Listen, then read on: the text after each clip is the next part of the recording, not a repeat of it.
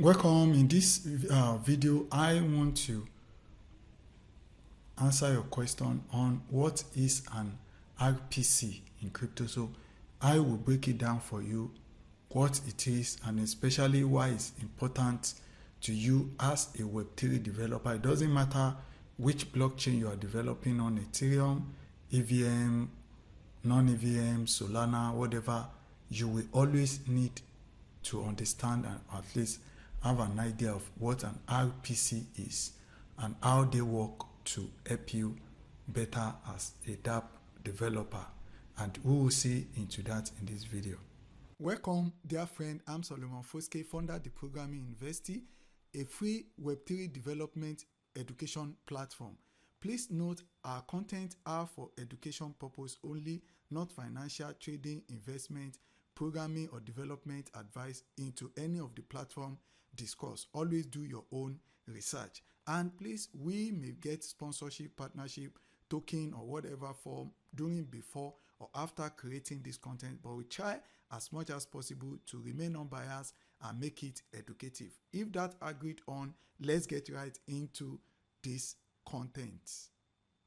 Yeah, we want to discuss about RPC.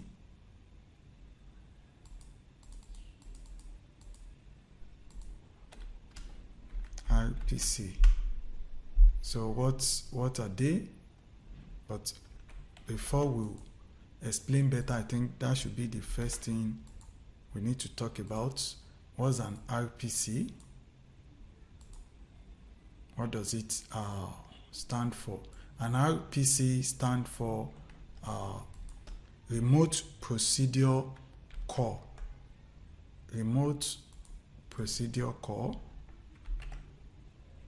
Yeah, so that's the meaning, remote procedure call. So, and what is it all about? You know, the basic thing about, let me give you, as I would always like to break it down.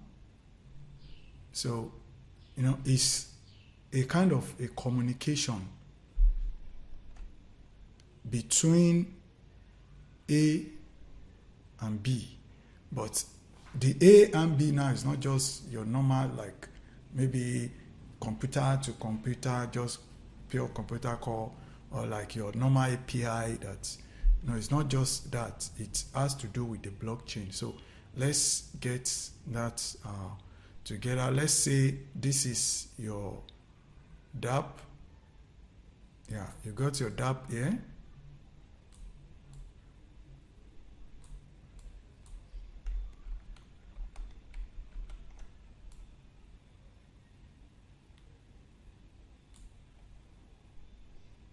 Yeah, you got your dApp.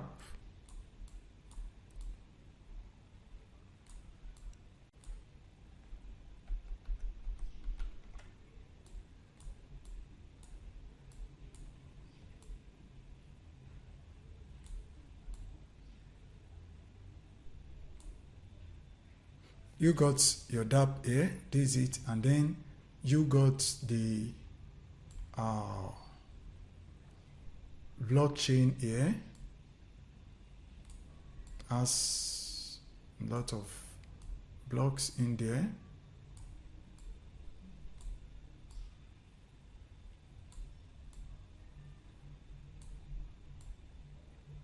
Now, your dApp, whatever your dApp is, to vote, to sign transaction, to do whatever on the blockchain, and this one is the blockchain.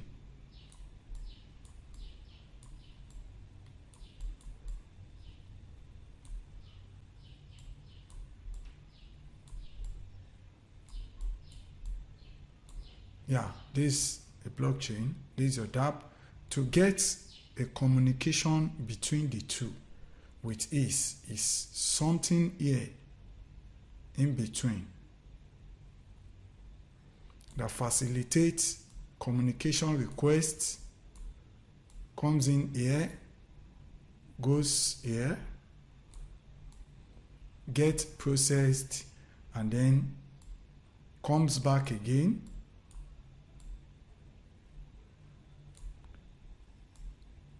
and then finally back to the users. Yeah. So the users can have access to it. So what you have between these two communication with the blockchain, just like your normal API, so is what we call the RPC. So that's why it is called remote procedure call. So it's a communication protocol that facilitates communication to and fro between a decentralized application and the blockchain. So there's a request when you are building your dApp. That's why I said it doesn't matter if you are on Solana, Ethereum, you're on Ethereum, it doesn't matter. On it, you're on Sol blockchain, Solana blockchain, you are on any other blockchain, other EVM or non-EVM blockchain, it doesn't matter. For a smooth communication with all these blocks, you will usually need an RPC. So that's why RPC plays a very important aspect. And just like you have your, what they call it, like I said, the API. Yeah, so this handles the API and all those things you need. And that's why they are usually not free, because anything that sends information, receive, help you send it, and then send it back to you will usually cost money. And that's why they are not free. Sorry, this arrow should be going like this. So that's why they are not free. So at least you have a better understanding now and a virtual representation. So whenever you hear RPC connect to RPC, you now know why it's so important as a developer, because a lot of things ongoing with the blockchain that you cannot just easily process with your dApp directly. So you need something between you that takes your request, get it well suited and well understood by the blockchain to target the specific thing. When you want to check balance, there's an aspect of the ledger of the blockchain that you need to talk to. And this thing is massive. This thing is huge. So you don't want to be querying everything. And then, so all these things are what the RPC help you to fix, to ensure, okay, if all you are trying to get is price of a particular token, you don't need to first download price of 100,000 token and then sieve that out. They take on your request, sieve it out with the blockchain nodes. You understand? So through the nodes, and then help you to fix things easily, that okay, this is what you need, and then return it back to you.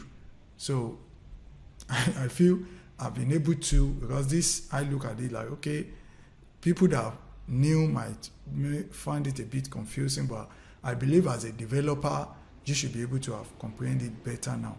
So share your own experience or expand on this explanation in the comment. And if you like what I'm doing, want to make it, sustainable for me to keep creating helpful content like this, videos, courses, guides, and more to help Web3 developer free, kindly use the donate link in the description to support. And as well, I'm open. You can recommend for grants if you are part of the team, or that to create helpful content for your developer ecosystem as well. So you can partner as well on that level. That's it for this video. I will see you in the next video. I remain Solomon Foske. Keep the programming spirit and alive, and please always do good to humanity and nature with your programming and Web3 knowledge, and not evil, to make the world and universe a better place for us all. Bye.